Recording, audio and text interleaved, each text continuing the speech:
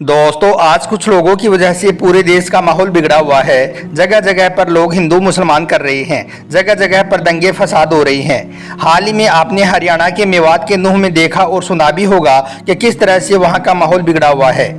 ऐसे बिगड़े हुए माहौल में हम आपको दो ऐसे वाक़ये बताते हैं जिनको सुनकर आप समझ जाओगे कि ना हिंदू बुरा है और ना ही मुसलमान बुरा है, सिर्फ कुछ लोग बुरे हैं जो अपने फायदे के लिए ऐसा कराते हैं।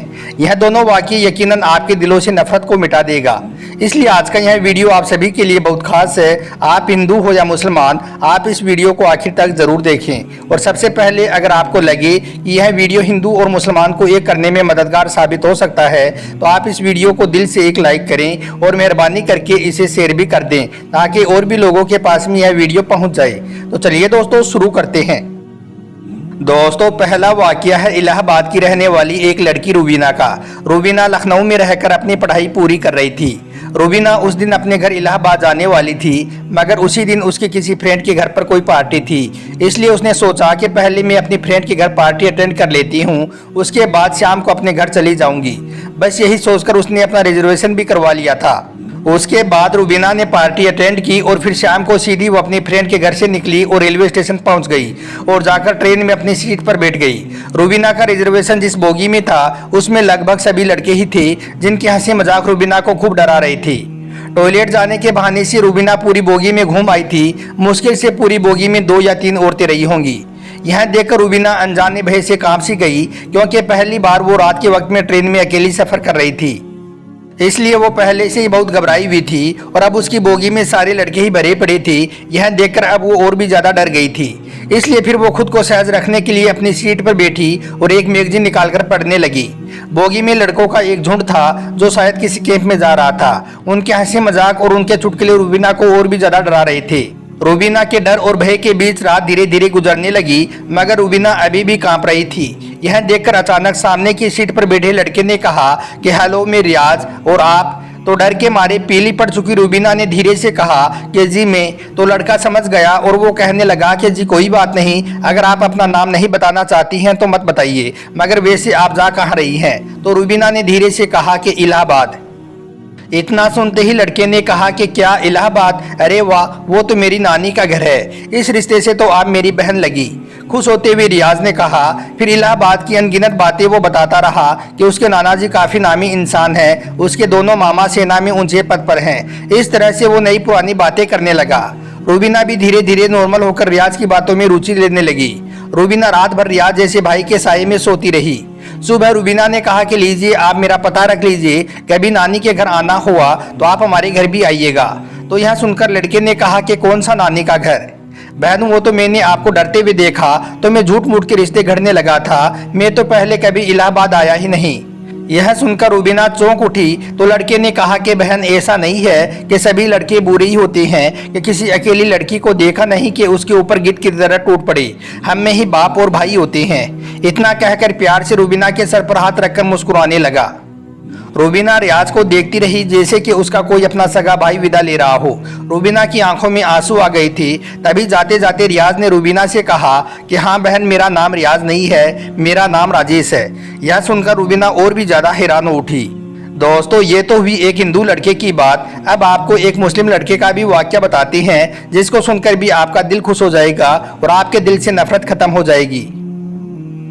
दोस्तों अब हम आपको जो वाकया बताने वाले हैं यह वाकया गुजरात दंगे का बताया जा रहा है। कहा जाता है कि 27 फरवरी 2002 को दिन में एक ट्रेन में आग लगने की वजह से हिंदू मुसलमानों के बीच में लड़ाई शुरू हो गई थी, जो रात तक बढ़ते बढ़ते बहुत ज़्यादा बढ़ गई थी।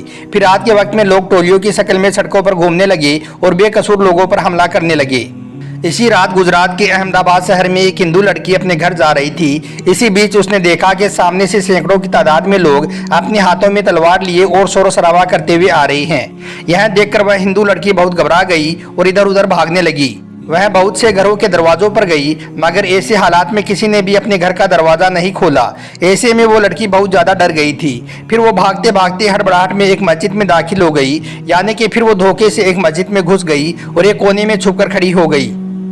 मस्जिद में दाखिल होने के बाद में उस हिंदू लड़की ने देखा कि मस्जिद के दूसरे कोने में एक जवान मौलवी बैठा हुआ कुरान पाक की तिलावत कर रहा है, यानी कि एक चिराग की रोशनी में एक मौलाना कुरान पढ़ रहा है। मौलवी को देखकर फिर वो हिंदू लड़की उनके पास गई और उनको बाहर का सारा माजरा बता दिया, यानी कि उस मौलवी को सब कुछ बता दिया कि वो ऐसे ऐसे अपने घर को जा रही थी, मगर उसके सामने दंगाई आ गई, इसलिए वो डर के मारी यहाँ पर आकर छुप गई है।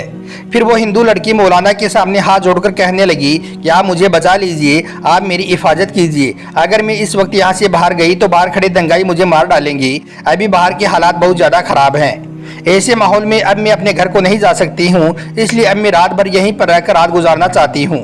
फिर वो हिंदू लड़की हाथ जोड़कर मौलवी से कहने लगी कि मैं आपके सामने हाथ जोड़ती हूँ, आप मुझे रात भर यहाँ पर ठहरने की इजाज़त दें। लड़की की इन बातों को सुनने के बाद मौलवी साहब उठे और मस्जिद के दरवाजे पर गए और बाहर के हालात को देखने लगे। मौलवी साहब ने देखा कि बाहर के हालात वाकई में बहुत ज़्यादा खराब थे। सैकड़ों की तादाद में लोग हाथों में लठ लिए इधर उधर घूम रहे हैं और बहुत से लोग हाथों में तलवारें लिए मस्जिद के बाहर खड़े हुए हैं। यह देखकर मौलवी साहब भी बहुत डर गए। उन्होंने मस्जिद का दरवाज़ा बंद किया और अंदर आकर उस लड़की को मस्जिद में ठहरने की इजाज़त दे दी। अब वो हिंदू लड़की मस्जिद के एक कोने में आकर बैठ गई। वहीं मस्जिद के दूसरे कोने में मौलाना साहब फिर से कुरान पढ़ने में मसरूफ हो गई, यानी कि कुरान पाक को पढ़ना शुरू कर दिया। उस मौलाना के सामने एक चिराग रखा हुआ था जो जल रहा था।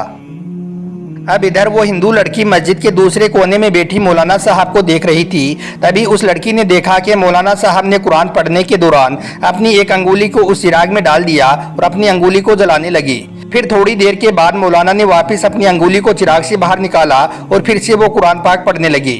थोड़ी देर के बाद में लड़की ने फिर देखा कि वो मौलाना फिर से वही काम करने लग गई हैं, यानी कि उन्होंने फिर से अपनी अंगुली को चिराग में डाल दिया है और थोड़ी देर जलने के बाद में उन्होंने वापस अपनी अंगुली को बाहर निकाल लिया है। मस्जिद के दूसरे कोने में बैठी वो हिंदू लड़की यह सारा मंजर अपनी आंखों से देख रही थी। यह देखकर वो लड़की हैरान और परेशान हो गई और सोचने लगी कि यह मौलाना साहब कहीं पागल तो नहीं हो गया है जो बार बार अपनी ही अंगुली को आग में जला रहा है। खैर दोस्तों, फिर ऐसे सोचते सोचते उस लड़की की आंख लग गई, यानी कि उसको नींद आ गई और फिर पूरी रात निकल गई और सुबह हो गई। सुबह वो मौलाना उठे और मस्जिद के दरवाजे पर गए और उन्होंने बाहर के हालात देखे। मौलाना ने देखा कि उस वक्त बाहर कोई भी नहीं था, यानी कि सारे दंगाई वहां से जा चुके थे। फिर वो मौलाना उस लड़की के पास गई और कहने लगे कि बहन उठो, हमारी नमाज का वक्त हो गया है। अभी थोड़ी देर के बाद ही यहाँ पर बहुत सारे नमाजी आने वाले हैं, इसलिए अब तुम्हारा यहाँ पर रुकना मुनासिब नहीं है, क्योंकि अगर लोगों ने तुमको यहाँ पर देख लिया तो लोगों में बदगुमानी पैदा हो जाएगी, लोगों में एक डाउट पैदा हो जाएगा। इसलिए अब तुम जल्दी करके यहाँ से चली जाओ। और मैंने बाहर जाकर भी देख लिया है, अभी बाहर के हालात भी नॉर्मल हैं, बाहर का रास्ता भी साफ हो चुका है। अब आप आसानी से अपने घर को जा सकती हो। आओ, अब मैं तुमको बाहर तक छोड़ देता हूँ। यह सुनकर उस हिंदू लड़की ने कहा कि अगर बाहर का रास्ता साफ हो चुका है तो अब मुझे जाने में कोई हर्ज नहीं है, मगर मैं जाने से पहले आपसे एक बात पूछना चाहती हूँ। मैं आपसे एक सवाल करना चाहती हूँ, पहले आप उसका जवाब दें। यह सुनकर मौलाना साहब कहने लगे कि पूछिए बहन, क्या पूछना चाहती हैं आप? तो वो हिंदू औरत कहने लगी कि मौलाना साहब, आप ये बताएं कि आप रात भर अपनी अंगुली को चिराग में जलाने की क्यों कोशिश कर रहे थे? यह सुनकर मौलाना साहब कहने लगे, बहन इसके बारे में आप ना ही पूछो तो अच्छा है, क्योंकि यह मेरा जाती मामला है, इसलिए मैं इसके बारे में आपको नहीं बता सकता हूँ। तो यह सुनकर वो हिंदू लड़की कहने लगी कि जब तक आप मुझे इसके बारे में नहीं बताएंगे तब तक मैं यहाँ से वापस नहीं जाऊँगी। इसलिए फिर मौलाना साहब को इसके बारे में मजबूरन बताना पड़ा। फिर वो मौलवी साहब कहने लगे, देखो बहन, बात दरअसल ये है कि जब तुम रात के वक्त में यहाँ पर आई थी तो तुम्हारी खूबसूरती को देखकर शैतान ने मुझको बहकाना शुरू कर दिया था। इसलिए फिर मेरे दिल में नफसानी ख्वाहिशात उभरने लगी थी, यानी कि तुमको देखकर मेरे दिमाग में गलत गलत और गंदे ख्याल आने लगे थे और वो मुझको बेचैन करने लगे थे। इसलिए फौरन मेरे दिल ने मुझसे कहा कि अगर तुम बुरा काम करोगे, अगर तुम गलत काम करोगे तो कल कयामत के दिन तुझे जहन्नुम की आग में जलना पड़ेगा, जो इस दुनिया की आग से 70 गुना ज्यादा भयंकर होगी। इसलिए पहले तुम इस दुनिया की आग को मजा चख लो। बस यही सोचकर फिर मैंने अपने दिल की बात को मानते हुए अपने जिस्म को आग के हवाले कर दिया और अपने जिस्म को आग का मजा चखाने लगा और अपनी नफ्स से कहने लगा कि अगर तुझमें आग की तपिश की बर्दाश्त करने की ताकत है तो फिर तुम्हारी मर्जी है, तुम जो चाहो वो कर लो। अगर तुम इसको बर्दाश्त कर सकती हो तो फिर तुम यह गुनाह कर लो। इसी वजह से रात में जब जब भी मेरे दिमाग में गलत और गंदे ख्याल आए तब तब मैंने अपनी नफ्स को आग के हवाले कर दिया और नफ्स को आग का मजा चखाने लगा। आग की तपिश देखकर मेरी नफ्स गलत काम करने से रुक गई। ऐसे करते करते ही मेरी पूरी रात गुजर गई। तो दोस्तों देखा आपने, ना हिंदू बुरा है और ना ही मुसलमान बुरा है। बुरे कुछ लोग हैं जो अपने फायदों के लिए हिंदू मुसलमान को लड़वाने का काम करते हैं। इसलिए आप ऐसे लोगों की बातों में कभी ना आएं और आपस में सब मिलजुल कर रहें। इसी में हम सब का फायदा है, हमारे देश का फायदा है। उम्मीद करता हूं कि आज का यह वीडियो आपको अच्छा लगा होगा। पसंद आया हो तो दिल से एक लाइक जरूर करें और मेहरबानी करके इसे शेयर भी कर दें ताकि और भी लोगों के पास में यह वीडियो पहुंच जाए। आपका वीडियो देखने के लिए बहुत बहुत शुक्रिया।